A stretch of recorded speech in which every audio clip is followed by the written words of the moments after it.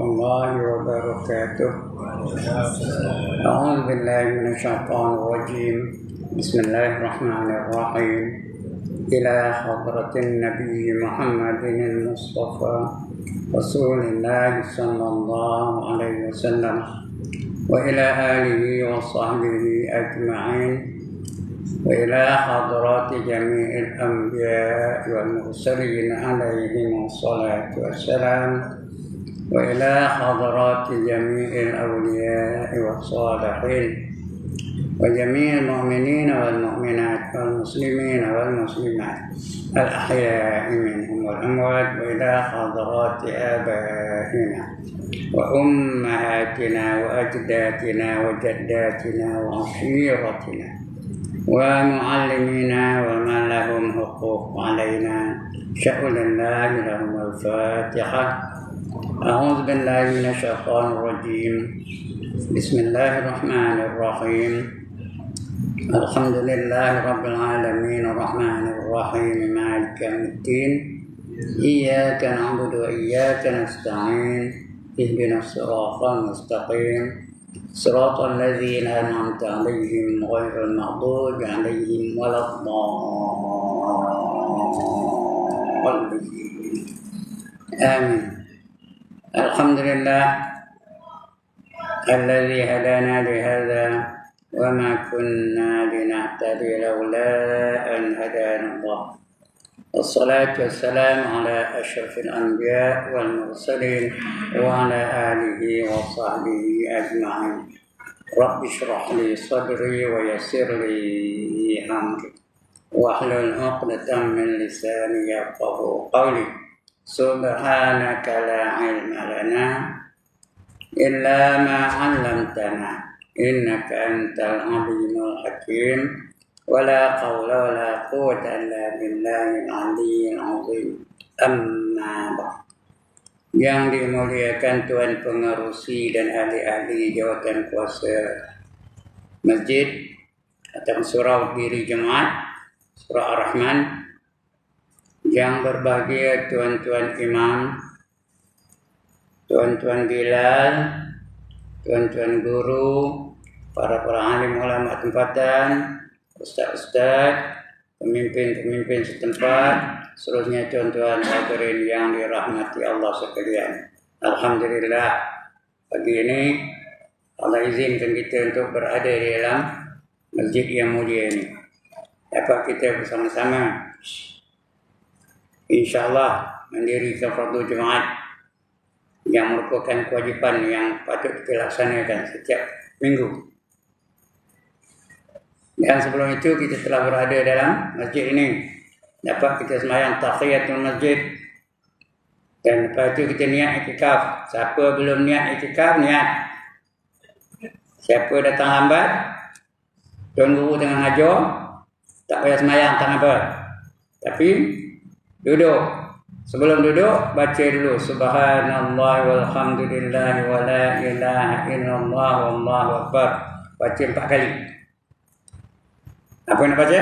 Subhanallah walhamdulillah wa la ilaha illallah wallahu akbar. Berapa kali? 4 kali. Boleh tambah lagi wala haula wala quwwata illa billahil aliyyil azim. Kemudian niat iktikaf, duduk dan niat iktikaf. Dapat pahala seolah-olah dia sembahyang tahiyatul masjid. Nah, hati bukan tak dengar ustaz ni. Dia sembahyang pun dengar. Hati kalau dengar apa yang diajar dia orang yang ngajar tu bukan sembahyang namanya. Dengar namanya. Ya kalau sembahyang tak dengar apa-apa. Ingat bacaan-bacaan dalam sembahyang je. Nanti bab sembahyang datang kita akan ceritakan insya-Allah ya. Untuk hari ini kita sambung pengajian kita yang sudah saya ceritakan beberapa bulan sebelum ini. Saya sudah cerita tentang kematian. Sudah ke belum? Kalau lupa itu kan salah saya, siapa nyuruh lupa. Kemudian ada cerita tentang kubur. Alam kubur ada cerita. Kemudian cerita hari kiamat ada cerita. Bagaimana keadaan hari kiamat. Yang keempat, lepas kiamat, kebangkitan. Sudah cerita juga macam mana kita kebangkitan dari kubur. Kiamat tu kemusnahan total, semua sekali akan binasa. Itu namanya apa itu kebangkitan. Itu betul-betul namanya kiamat. Dia berkata qiyam itu artinya bangun. Lepas kiamat tu lah. Saya sudah cerita macam mana perjalanan bangkit dari kubur tu, daripada kubur kepada mahsyar. Sudah saya cerita dulu dah. Udah terhegi-hegi kita munda mandi daripada kubur kepada mahsyar, akhirnya sampai kepada mahsyar. Di padang mahsyar pun dah cerita sebagian darinya. Jadi tengah hari ini kita menutup perkara-perkara yang akan kita lalui di padang mahsyar. Mula-mula kita duduk di padang mahsyar tu, bukan duduk pun, berdiri. Matahari sejengkal dari kepala. Itu dah cerita dulu ni. Supaya ada kesinambungan. Tentang apa yang saya nak cerita ni dan juga perkara yang telah lepas, yang telah saya cerita dulu. Berdiri di hadapan Allah SWT. Apa kata Allah? Yauma yaqumun nasu li rabbil alamin. Depan Allah. Berdiri mereka semua manusia itu di hadapan Allah yang menjadikan alam ini. Semua berdiri. Saya berdiri, tuan-tuan berdiri. Asal nama manusia berdiri belakang. George Bush berdiri. Netanyahu berdiri. Hitler berdiri. Napoleon Bonaparte berdiri. Abraham Lincoln berdiri. Tak kenal dengan George Washington berdiri. Sudah berdiri dibarikan. Itu dah cerita dulu ni. Dibarikan semua manusia itu kepada 120 baris. Dari 120 baris, berapa baris orang beriman? Tengok jari saya. Berapa? 3 baris aja orang beriman. 117 kafir belaka. Ini semua berlaku di padang mahsyar. Terus masuk neraka. Wasiqal ladzina kafaru ila jahannam zumara. Dihalau orang kafir itu masuk neraka secara berbondong-bondong. Tom masuk neraka. 117 baris. 3 baris aja orang beriman yang layak masuk syurga. Bukan masuk syurga dulu, baru layak masuk syurga. Dah 3 baris itu pula dibubarkan. Kemudian dibarikan semula kepada 4 baris. Ini pun dah cerita dulu ni. 4 baris. Yang pertama yang masuk syurga tanpa hisab. Yang kedua masuk syurga lambat kerana kena hisab, kena cek. Yang ketiga masuk neraka dulu. Sudah habis dosa dalam neraka, dibakar dalam neraka, baru dia keluar dari neraka dan dapat masuk syurga. Namanya ashabus syimal, golongan kiri. Yang keempat golongan tengah-tengah. Masuk syurga pun tidak, masuk neraka pun tidak. Itu dah cerita lagi dulu ni. Nak masuk syurga tak cukup pahala, nak masuk neraka tak cukup dosa. Kita hegi-hegi di atas tepi siratal mustaqim tu. Dipanggil ashabul araf. Tapi akhirnya ashabul araf ni masuk syurga juga. Sebab merayu-rayu pada ahli syurga, minta satu pahala supaya dia dapat layak masuk syurga. Akhirnya dibagi. Adalah golongan yang simpati kepada mereka, bagi dan akhirnya masuk syurga lah. Itu keadaan di padang mahsyar. Untuk orang beriman, kena melalui beberapa proses lagi. Orang kafir ada masuk neraka dah. Untuk orang beriman, yang 3 barisan tadi. Yang pertama kena hisab. Ini dah saya cerita dulu dah. Macam mana keadaan hisab. Ada orang yang hisabnya ringan, ada orang yang hisabnya bersangatan, ada orang yang hisabnya bersungguh-sungguh. Lepas hisab, diberi keputusan. Dapat suratan amal. Kejap-kejap itulah lepas dah habis hisab dapat keputusannya. Bukan macam orang ambil SPM. 3 bulan, 84 bulan baru dapat. Tidak. Habis kita kena hisab akan dapat kitab amal. Keputusannya. Ada orang menerima kitab dengan tangan kanan, itu tanda bahagia tu. Dah selesai dulu ni. Ada orang menerima tangan kiri, masuk neraka juga dulu. Ada orang cucuk dadanya, tembus sampai ke belakang, ambil kitab ke belakang. Itu dah saya ceritakan dulu. Terus kita hisap. Lepas dihisap akan ditimbang. Ada neraca besar-besaran. Tahu neraca? Bukan neraka ya, neraca. Kalau saya budak-budak ni kati. Dari tak ada kati berapa kilo aja. Ada neraca besar-besaran. Untuk menimbang dosa dan pahala. Itu pun dah cerita dulu. Untuk menimbang dosa dan pahala. Siapa banyak pahala daripada dosanya, berat pahala daripada dosanya, dia sentiasa berada dalam keredaan Allah. Siapa berat dosanya daripada pahala, dia bermakkan hawiyah. Wa amma man khaffat mawazinuhu fa ummuhu hawiyah. Maknya adalah hawiyah. Sudah cerita dulu ni. Wa ma adraka ma hiya, tahukah kamu apa yang dikatakan hawiyah? Hawiyah itu ialah narun hamiyah. Api neraka yang bersangatan nyala. Jadi mak dia ditimang-timangnya, dicium-ciumnya, dipeluk-peluknya, didakap-dakapnya, dan sebagainya. Hawiyah tu. Api itu menimang dia. Api neraka tu. Itu serta timangan dah. Sampai kepada itu proses yang terakhir untuk tengah hari ini. Iaitu kena meniti siratal mustaqim. Itulah sekali ya. Aktiviti daripada masyarakat yang paling akhir ialah meniti siratal mustaqim. Menentukan sama ada dia berjaya ataupun dia gagal sementara. Orang kafir orang masuk neraka dah, mencerita orang beriman. Dia terpaksa meniti siratal mustaqim. Titi siratal mustaqim itu tuan-tuan adalah satu jambatan yang menghubungkan padang mahsyar dengan syurga. Jadi, titi siratal mustaqim adalah satu jambatan yang menghubungkan padang mahsyar dengan syurga. Nak masuk syurga kena meniti. Kuatan. Di bawahnya neraka. Di atasnya titi siratal mustaqim tu. Kena meniti tu. Besarnya besar mana? Ada besar Golden Gate of San Francisco. Ada besar tu. Ada besar jambatan Iskandariah yang di Kuala Kangsar tu. Ada besar jambatan di Botel tu. Ada besar jambatan di Titi Kantong tu. Ada besar Tambak Johor. Kata apa kemarin? Macam rambut belas ribu. Tapi saya tengok dalam kitab tak jumpa pun rambut belas ribu. Tapi yang ada dalam kitab sebenarnya lebih kecil daripada rambut. Titi siratal mustaqim itu lebih kecil daripada rambut, lebih tajam daripada mata pedang. Bukan mata pedang yang tuan-tuan simpan rumah tu, itu tumpai untuk perhiasan. Ini pedang zaman Rasulullah. Macam pedang Sayyidina Ali tu, Zulfikar. Sekali takut aja putih kepala tu. Macam tu ni pedang. Tapi dia lebih tajam daripada mata pedang. Itu titi siratal mustaqim. Agak-agak kita ni boleh lepas ke? Besarnya lebih kecil daripada rambut. Bukan besar tali belati. Tali belati besar lagi. Ini kecil daripada rambut. Lebih tajam daripada mata pedang. Agak-agak boleh lepas ke? Itu titi siratal mustaqim. Tapi jangan risau, jangan takut. Ada jalan yang nak dapat.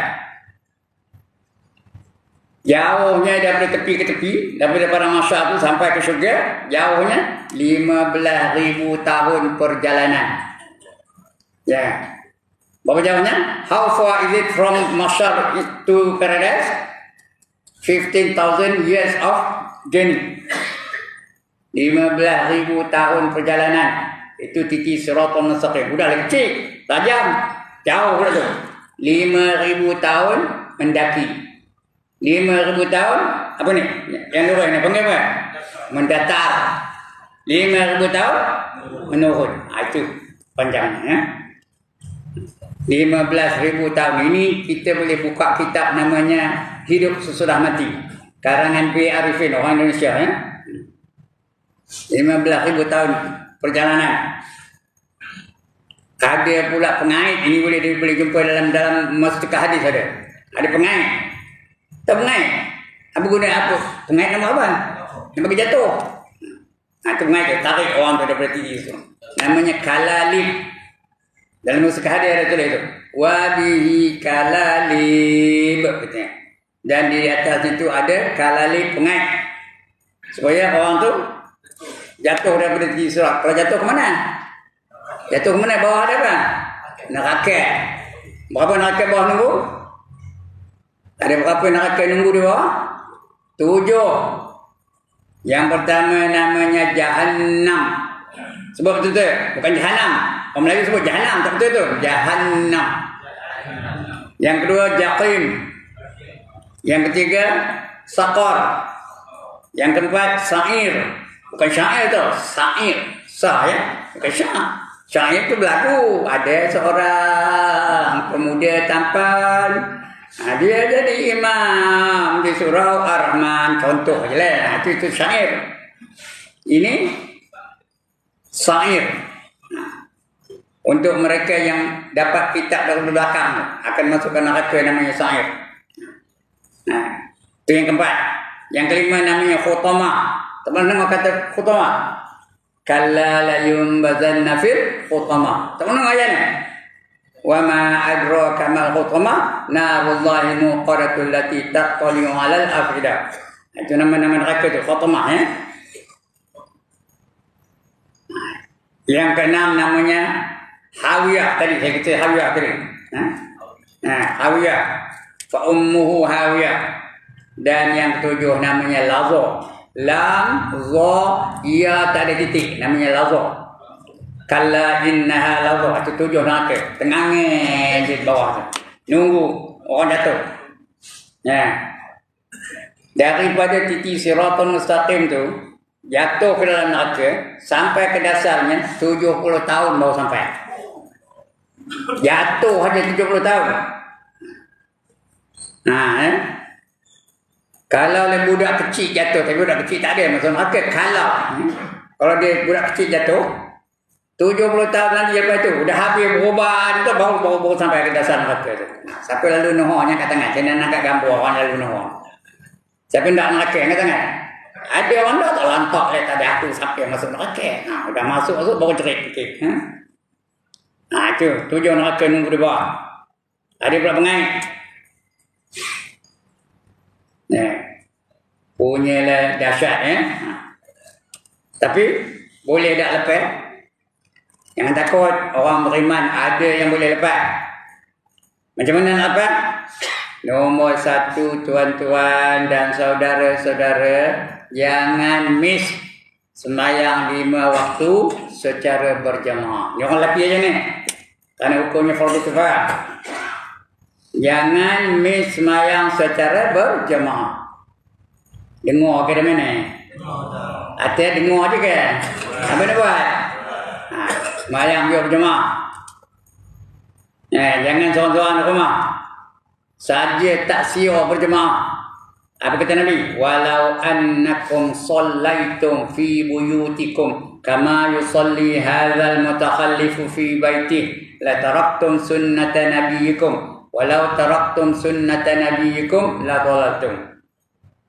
Hadis sahih lah. Apa kata Nabi? Sekiranya kamu sengaja sembahyang di rumah kamu seperti mana mereka-mereka tak hadir pada malam ini. Rupanya zaman Nabi itu ada juga orang yang tak siar nak sembahyang berjemaah. Sampai Nabi mengancam. Apa ancaman Nabi? Nak bakar rumah keliling Madinah tu. Kerana ada yang tak siar datang berjemaah. Tapi tak jadi bakar. Kenapa tak jadi? Kerana Nabi nampak dalam rumah tu ada wanita-wanita. Ada lagi apa? Ada kanak-kanak. Jadi nak kesian ke wanita-wanita dan kesian ke kanak-kanak tak jadi bakar. Dia tak habis bakar Nabi tu. Kerana fardu hukumnya apa? Berjemaah apa hukumnya bagi orang lelaki? Tuan-tuan, apa hukum berjemaah bagi orang lelaki macam kita ni? Fardu kifayah. Apa arti fardu kifayah? Ada yang buat yang kita tak payah, itu kan? Apa arti fardu kifayah? Ada yang membuatnya, maka yang lain tidak berdosa. Itu fardu kifayah. Jadi besok akan ditanya tu, yang fardu kifayah tu, jadi mesti sembahyang berjemaah. Bila kita berjemaah, tempat yang kita dirikan jemaah itulah nanti macam dia jadi macam kenderaan dia meniti siratal mustaqim. Itu jadi kenderaannya. Jadi yang maknanya ada macam perahu, macam sampan lah. Ditanya sahabat Nabi, kamu nak menyeberangi laut naik apa? Kata dia, sahabat aku naik sampan lah. Macam tu besok. Tempat yang kamu dirikan jemaah itu akan jadi perahu untuk kamu meniti siratal mustaqim. Macam sampan.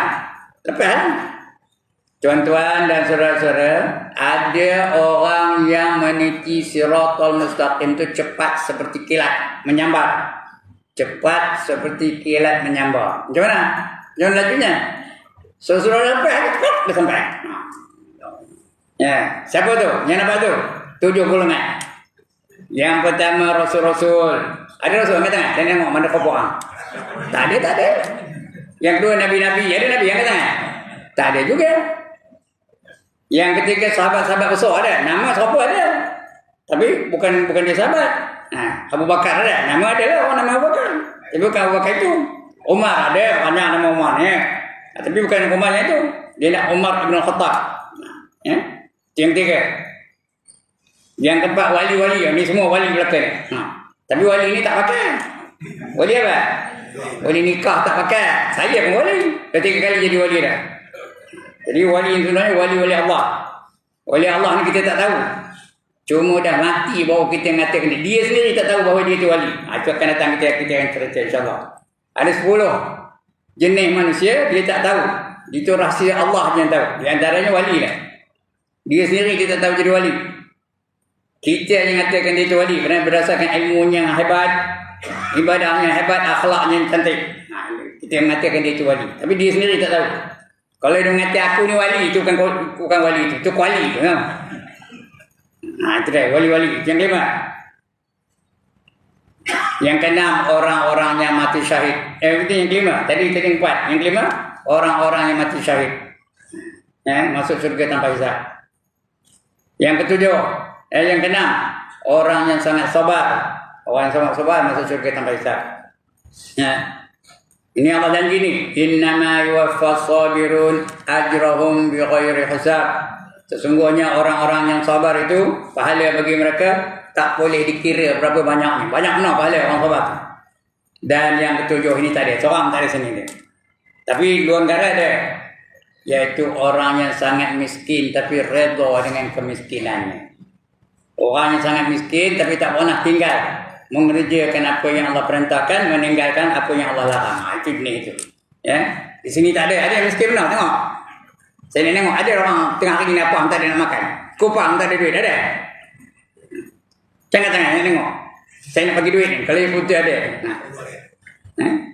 Angkat tangan, tak ada, angkat tangan. Kalau betul ada lah, jangan nipu. Tapi di luar negara ada tak? Di Palestin sekarang ni ada ke dah? Di Syria ada ke dah? Di Burma ada ke dah? Banyak ya.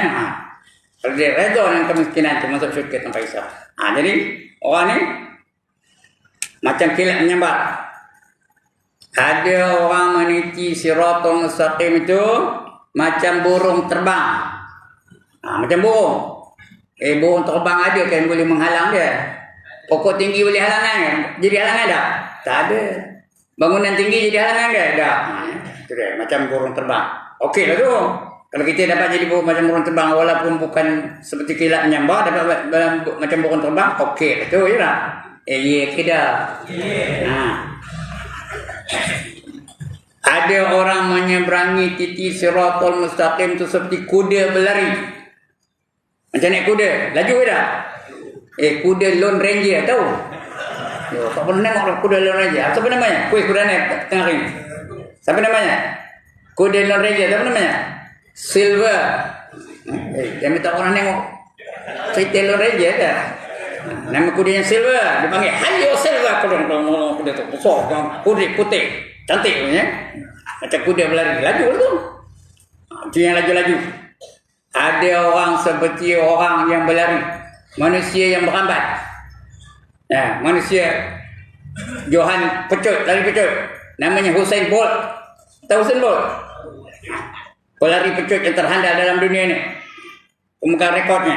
Macam itulah lepas ni. Ada orang yang berjalan kaki. Lambat itu. Ada orang yang merangkak. Siapa nak merangkak? Ambil tangan.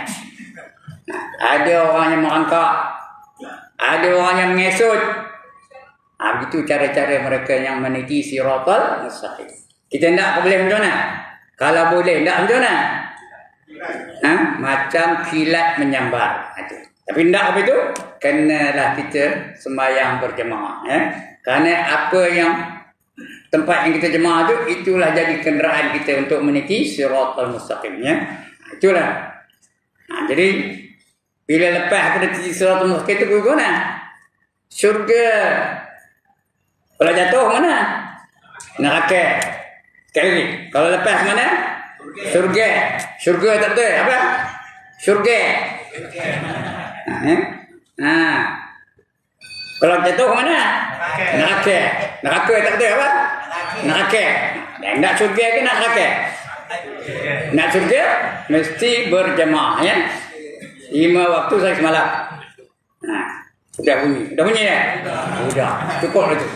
Ya.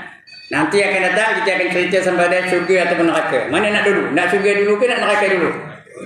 Syurga dulu insya-Allah akan datang. Cerita syurga dulu ya. Lepas dulu ya. Habis itu kita cerita neraka insya-Allah. Bulan depan. Ingat saya tu. Ya. Terus sekian dulu. Minta maaf ya. Action no. Kata ilmu dah lah tak ada. Ada action jadilah. Sekurang-kurangnya ada action. Esok tanya dia siapa yang ngajar kau semalam? Ustaz action gitu ya. Sekian dulu aqulu qawli hadza wa astaghfirullahal azim li wa lakum wa lisa'iril muslimin wal muslimat wa ya